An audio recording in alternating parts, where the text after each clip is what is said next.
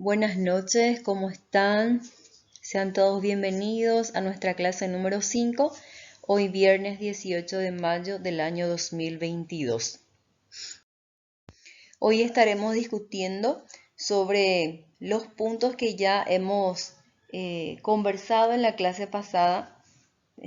Seguimos en la unidad 2, teniendo en cuenta los tópicos como enfoques, alcances, contenidos de la educación inclusiva en el Paraguay, las políticas públicas relacionadas a la inclusión, sistemas, relaciones y transiciones, y la educación inclusiva en cuanto al rol de alumnos y maestros. En esta ocasión me gustaría discutir con ustedes el punto específico de las políticas públicas relacionadas a la inclusión. Claro, en base a lo que ya estuvimos conversando, las barreras, por ejemplo, si nosotros hablamos de barreras, sabemos que a partir del año 1992, 91-92, cuando se introdujo la reforma, cuando se dio lugar a la reforma educativa, se fueron desarrollando políticas y planes que favorecieron de alguna manera superar algunas barreras. De hecho, hay mucho por trabajar para que se vaya minimizando, disminuyendo al nivel de exclusión social. Y por cierto, si hablamos de exclusión, podemos referirnos a las barreras que obstaculizan la inclusión en el ámbito de la educación y, claro, en todos los ámbitos. En este sentido, podemos mencionar el nivel socioeconómico de las familias, la lengua, el género, la pertenencia a ciertos grupos culturales, que, claro, dificultan de sobremanera la inclusión y la implementación del derecho a la educación y la equidad en la educación. Si nosotros nos enfocamos y empezamos a investigar, indagar cuáles son las leyes que coadyuvan a la educación inclusiva, podemos encontrar, como ya bien lo mencionamos en algún momento, la ley de la educación general, la 1264, la ley de la inclusión, la 5136, y la ley 1680/01 del Código de la Niñez y la Adolescencia, ¿sí? Se recuerdan ustedes que inicialmente la inclusión se fue dando con otros términos. Por ejemplo, inicialmente se hablaba de una educación especial, ¿sí? En este sentido, mencionaba algunas dificultades administrativas y evaluativas en ese entonces, cuando fue surgiendo, fue incorporándose la educación especial. En ese entonces, las barreras más predominantes en cuanto a las instituciones educativas se visualizaban en el sector administrativo y en el proceso evaluativo, porque cualquiera puede darse cuenta o cualquiera de repente puede saber de que el proceso de evaluación para un niño o niña con alguna dificultad, discapacidad presente, de hecho que ese proceso de evaluación debe de ser diferenciado con relación a otros niños que tienen un desarrollo madurativo acorde a su edad cronológica, o su CI está acorde a lo que es el desarrollo de las clases, responde al nivel de exigencia del contexto escolar, etc. Entonces, ese proceso de evaluación, las estrategias utilizadas, las metodologías utilizadas deben de ser ajustadas, ¿sí? Adaptadas al nivel de aprendizaje, al ritmo de aprendizaje de ese niño, de esa niña, de ese adolescente. Entonces, en ese sentido, nos ayudan bastante estas leyes para poder entender y realizar un trabajo de proceso que responda a la necesidad real de ese niño, de esa niña. Bien, la Ley General de la Educación, la 1264, en el capítulo 4, Educación para personas con limitaciones o con capacidades excepcionales. Aquí al leer el título ya nos damos cuenta que cuando hablamos de inclusión es nada más refrescar nuestra memoria y darnos cuenta de que no solamente personas con dificultades de aprendizaje, problemas de aprendizaje, con discapacidad visual, auditiva, etcétera, forman parte de la inclusión, sino también las personas superdotados, y eso ya lo veníamos diciendo en más de una vez, entonces nada más para ir refrescando memoria. En el artículo 80 de la Ley General de Educación dice lo siguiente: el Gobierno Nacional, por medio del Sistema Educativo Nacional, garantizará la formación básica ¿de quiénes? De personas con características educativas individuales significativamente diferentes de las de sus pares. ¿Sí? Cuando hablamos de personas significativamente diferentes, ¿qué tipo de personas podemos considerar? Podríamos hablar de personas con síndromes, podríamos hablar con personas con espectro autista, podríamos hablar, por ejemplo, de personas, niños, niñas, adolescentes que tengan PCI, parálisis cerebral infantil, y vamos a traer así un ejemplo clarito. Vamos a suponer que en una sala de clase del jardín o preescolar tenemos a un niño con PCI.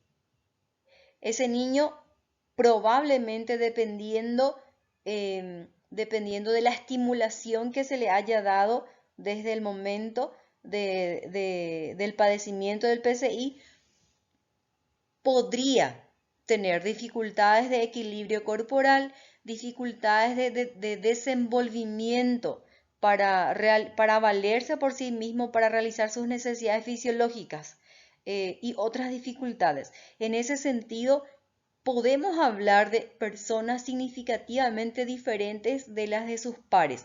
Entonces, ¿qué haría la docente, el docente? ¿Qué se necesita? Los ajustes razonables, ¿sí? El proceso de evaluación, las estrategias a ser utilizadas, etc.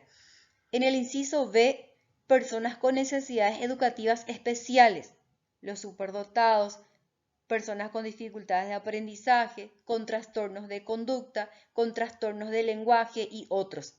Imagínense la necesidad del trabajo colaborativo que se requiere en este sentido, el trabajo interdisciplinario, que es esencial para poder brindar esa educación de calidad a ese niño, niña, adolescente, porque estamos hablando de diferentes tipos de características o diferentes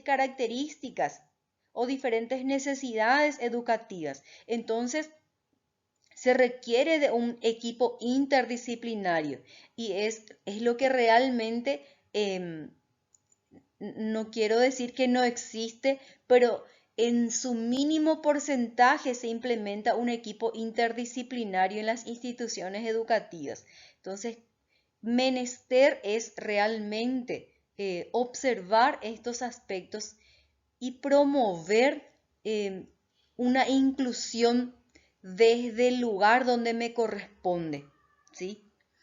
Avancemos. Artículo 81. Esta modalidad educativa se orientará al desarrollo del individuo en base a su potencial para la adquisición de habilidades que permitan su realización personal y su incorporación activa a la sociedad. En la medida de lo posible, se realizará en forma integrada dentro de las instituciones educativas comunes.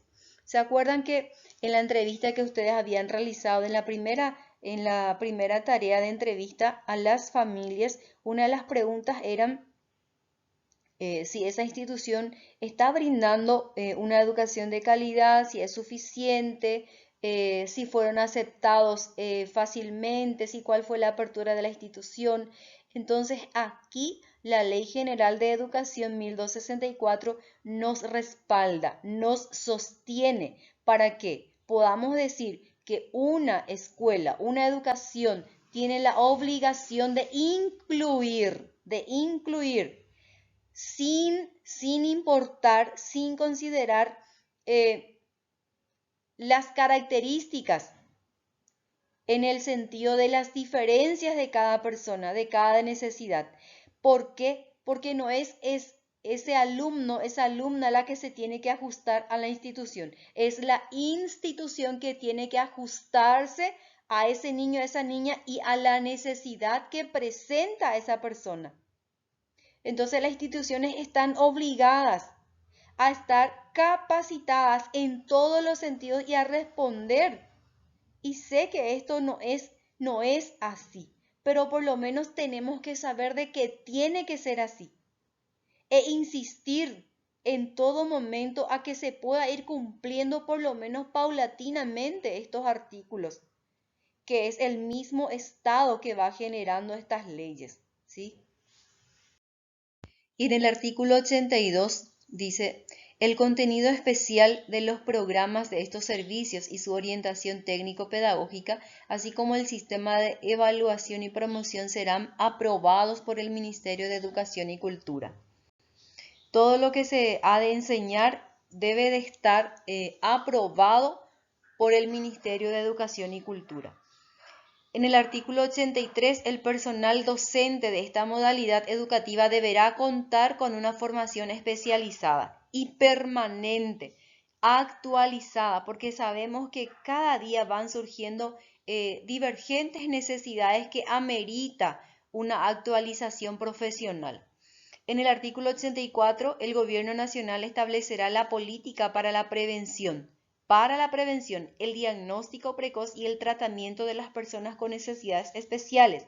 Apoyará igualmente la preparación de la familia y la concientización de la comunidad para favorecer la integración de los excepcionales. En este sentido, apreciados y apreciadas, realmente, si nosotros no hacemos desde el lugar donde nos corresponde, es difícil de concienciar a las personas para que eduquen desde los valores, porque yo creo que la educación basada en los valores es lo que está débil, está frágil, está tibia. Entonces, si nosotros fortalecemos la educación basada en valores, yo creo que a partir de allí vamos a tener una sensibilización más importante. Vamos a sensibilizarnos de forma personal y sensibilizar a los demás. Porque una de las entrevistas que leí, realizada por uno de ustedes, decía que realmente no fueron atendidos en una institución X porque esa institución no estaba capacitada para responder a esa necesidad. Entonces imagínense cómo estamos.